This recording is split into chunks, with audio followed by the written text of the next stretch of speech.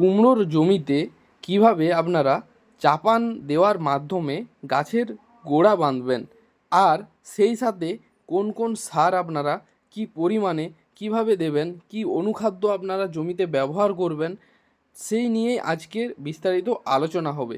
আজকের ভিডিওতে আমার যে 200 শতক অর্থাৎ 6 বিঘা জমির কুমড়োর প্রজেক্ট ছিল সেটাতে চাপান সার দেওয়া হবে এবং তার ভিডিও আপনাদের সঙ্গে শেয়ার করব।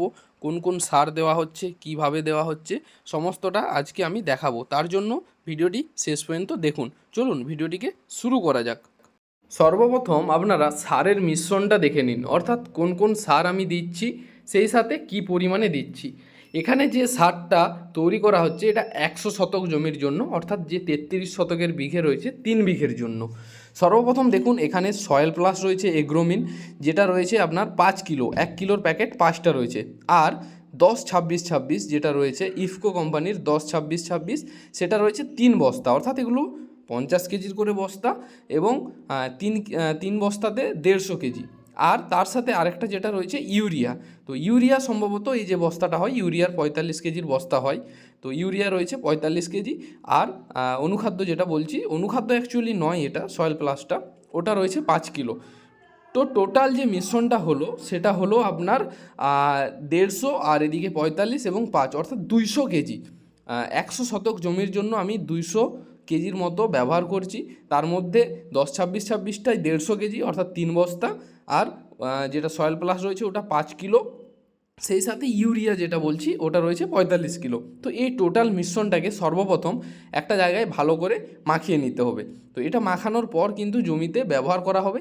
কি পরিমাণে ব্যবহার করছি সেটা আপনারা আশা করি বুঝতে পারছেন, যেহেতু আমি তো টোটাল পরিমাণ এবং টোটাল জমির পরিমাণ বলেই দিয়েছি, তাহলে আপনারা আশা করি সেটা ক্যালকুলেট করে নিতে পারছেন।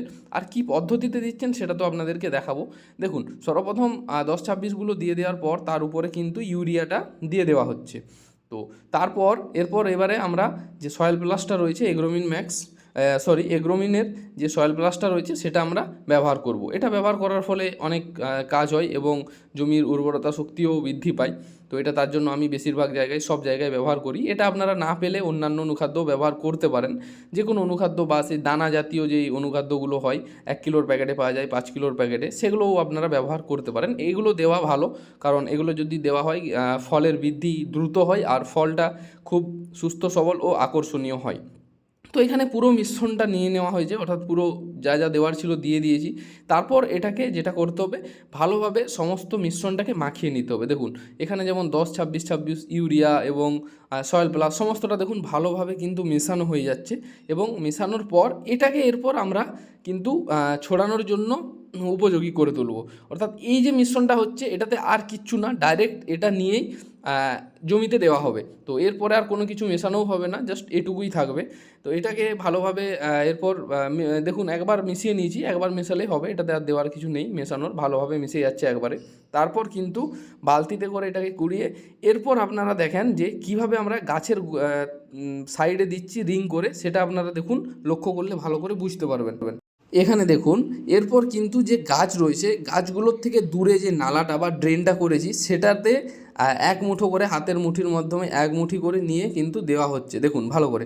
আর যে ডগগুলো রয়েছে সেগুলোকে কিন্তু নালা থেকে সরিয়ে দেওয়া হচ্ছে, অর্থাৎ এই ডগে যদি সার গুলো পড়ে তাহলে কিন্তু গাছের পাতা চুয়ে যাবে বা বিভিন্ন আরও সমস্যা হবে। তার জন্য গোড়া দেখুন, গোড়া কিন্তু অনেক দূরে রয়েছে, গোড়ার থেকে যে নালাটা রয়েছে সেখানে কিন্তু আমি সারটা দিচ্ছি। এরপর কীভাবে গোড়া বাঁধা হবে সেটা তো আমি দেখাবই।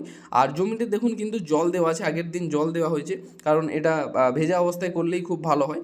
আর যেহেতু গাছটা একটু বড় হয়ে গেছে তার কারণে পায়ে করে ডগগুলো সরিয়ে নেওয়া হচ্ছে। তো এরপর আমি দেখাবো যে কিভাবে চাপানটা দেওয়া হচ্ছে, অর্থাৎ যে সাইডের মাটিটা কিভাবে তুলে গাছের গোড়াটাকে বাঁধা হচ্ছে সেটা আমি দেখাচ্ছি আপনাদের।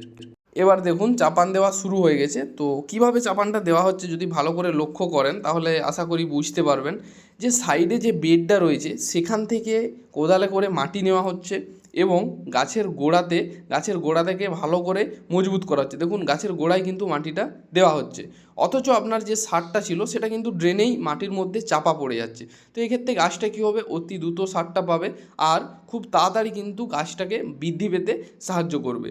চাপান দেওয়ার অল্প কয়েকদিনের মধ্যেই গাছ এই যে ফাঁকাটা দেখছেন, ফাঁকা বেডটা রয়েছে যেটা, এটাতে পুরো একদম গাছ ছাপিয়ে যাবে। আর তার কিছুদিন পর থেকেই কিন্তু ফল আসতে শুরু করবে। তো আপনারা যদি এই চাপানের পর কি কি পরিচর্যা করছি অর্থাৎ কোন ওষুধ ব্যবহার করছি সেটা দেখতে যান, তাহলে আপনারা অবশ্যই কমেন্ট করবেন, সেই ভিডিওগুলো আপনাদেরকে আমি দেখিয়ে দেবো। আর বাকি এখনও যারা কুমড়ো লাগাতে চান তাদেরকে রিকোয়েস্ট করছি যে এখন আপনারা কুমড়ো লাগান। কুমড়োর দাম এবছর বরাবরই ভালো থাকবে। এখনও যারা চাষ করেননি কুমড়ো চাষটা করুন, আমি বারবার বলছি। গ্রীষ্ম হোক বা বর্ষা, এই দুটো টাইমেই এবছর কুমড়ো খুব ভালো দাম থাকবে। তার জন্যই আমি বিশেষ করে বেশি পরিমাণে লাগিয়েছি। 200 শতক কিন্তু কুমড়ো কম নয়, প্রায় 6 বিঘা কুমড়োতে যদি ভালো রকম কুমড়ো হয় অনেক কুমড়ো হবে। আর এটাতে সেরকম কিছু খরচ নেই, জাস্ট সার দেওয়া হয়ে যাওয়ার পর আর কোনো রকম সেরকম খরচও নেই এবং পরিচর্যাও কম। শুধু এখন অতিরিক্ত গরম তো তার জন্য জলসেচটা টাইম টু টাইম করতে হয়। যাই হোক, আজকের ভিডিও এটুকুই। ভিডিওটি কেমন লাগলো আপনারা সকলেই কমেন্ট করে জানাবেন।